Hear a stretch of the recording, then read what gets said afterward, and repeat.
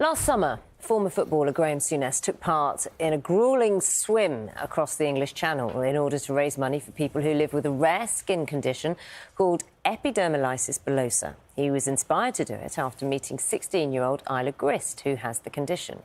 He is now preparing to take on an even bigger challenge, which has been slightly delayed. In a moment, I'll speak to him and Isla about all that. First, here's a reminder of their friendship.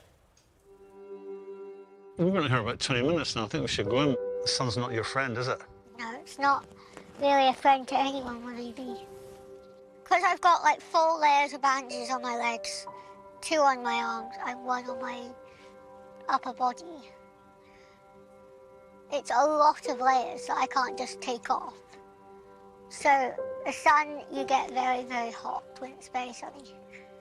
So like I have a portable air conditioner in the house for the really hot days.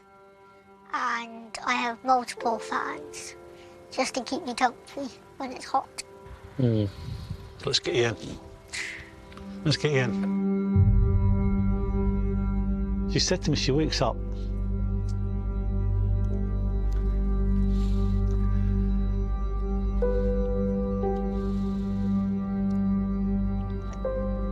She'll wake up in the middle of the night.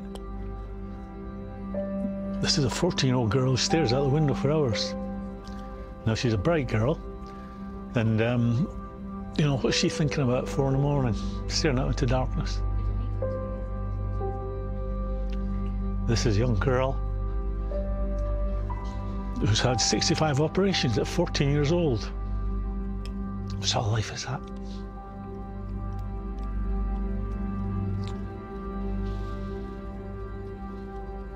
I get fed up apologising when I speak about her for being like this, but I'm not apologising this time. Well, Graeme and Isla join us now. You don't have to apologise at all today for getting upset, even though you were turning away. How are you, Isla? I'm good, thank you. Excellent, excellent. Good to have you both with us. This challenge is underway. Preparations are underway. How's it going, Graeme? Well, this year, the challenge, we swam the channel last year one way. This year, team of 6. We were going to swim there and swim back and then get on a bike at Dover and cycle up to Westminster. You know, just to highlight what this terrible, terrible disease is about. And I got injured. I had an operation in January on my shoulder, and then we decided that I tried to get back in the water 6 months later. So that's at June time, and it still wasn't right. So I couldn't do the swim, so I was just going to do the cycle. And then we had a bit of a setback last week. The weather's been against us, I have to say that. But my shoulder injury, and then I had a bit of an episode 10 days ago where I was watching England play Finland. Got up at half-time to make a cup of tea. Felt chest pains. Without dwelling on it, 3 days later, I had a couple of stents put into one of my coronary arteries. I feel great. Are you okay now? Yeah, I feel great. And monitoring's all fine? I've got a great cardiologist, Sunil Talwar, down in Bournemouth, and he's looked after me for 15 years, and I'm in great hands. I'm thinking maybe, Isla, you've been through quite a bit in your short life. Have you given Graeme any tips on how to deal with adversity? I think I have. Give us a little insight. What kind of thing have you said to him? I can help you there. Go on, then. Okay. We thought last year we did really well swimming the channel in the time we did it. Came back, we come ashore, and the first words were, "What kept you?" I've been here for ages waiting on you guys. Oh, thank you, Isla. She's a tough taskmaster. Master. I'm in a tough school because the guys I'm working with, Isla's dad's in the team, but they're ex-military, and they're a tough school. Also, I have a lady, Steph, she's about to have the same operation I've had on both shoulders. I'm going to be under real pressure if she declares herself fit in January and I'm still huffing and puffing with this injury. But, you know, we're here to highlight what this disease is all about, what Isla goes through on a daily basis. It is truly horrendous. And somehow we must find a way to make their lives a bit easier on a daily basis and ultimately find a cure. So, Isla, help people watching this who don't know much about your condition or what it's like on a day-to-day basis. Give us a little glimpse of your day, like an average day, and what that involves.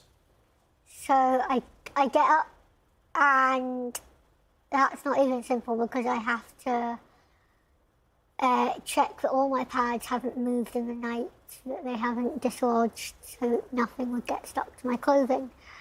And also, then, even on top of that, 3 times a week, I have to change all of my bandages, which can take up to 5 hours. And the bandages are on to protect your skin? Yes.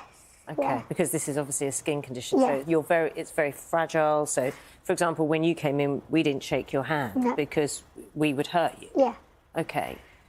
So, sorry, you were talking about then checking the bandages 3 times a week? Yeah, so we have to check them 3 times a week. And again, that takes 5 hours. But also, in between those 5 hours, we do have to check them still. Not all of them, but just some. And then, because of that, I don't go to school anymore.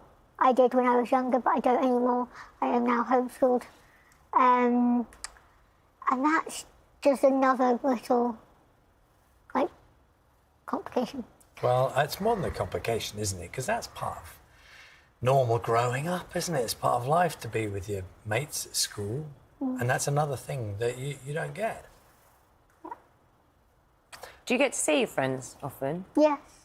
And how do they... I mean, they'll be used to your condition, Yeah. won't they? So how are they with you, and what do they think about raising awareness of the condition? Well, I have some friends that I've known since, like, nursery and primary school. But then I have my carers that are also my friends as well. So there's a mix of different people, so there's a mix of different opinions.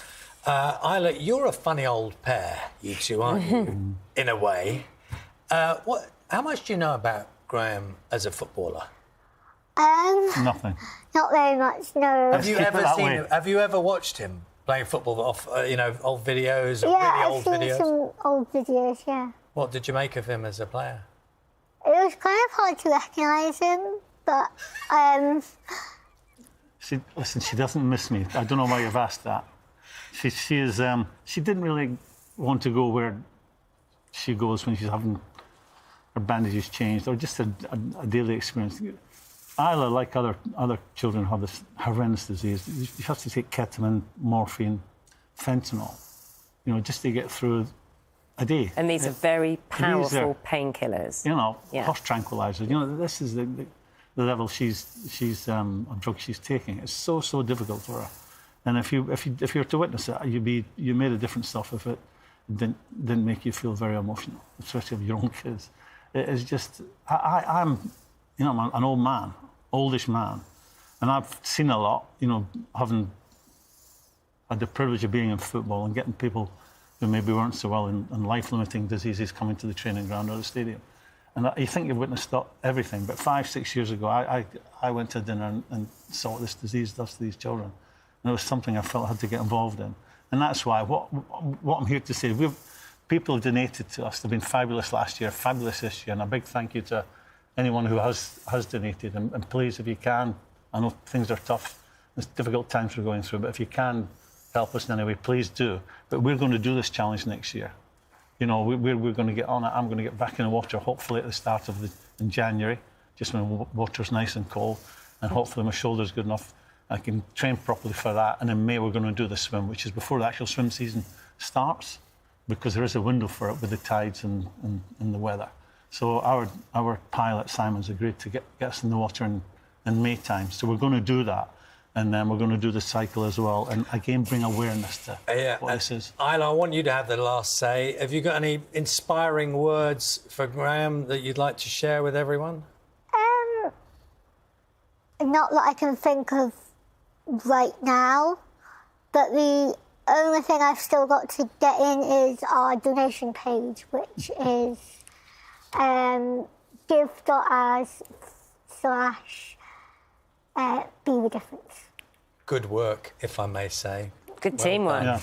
Yeah. We are a team, and we'll be a team forever. Good luck going ahead. Good luck with the recovery and the challenge. Thank you both. Graeme, Isla, Thanks for having us.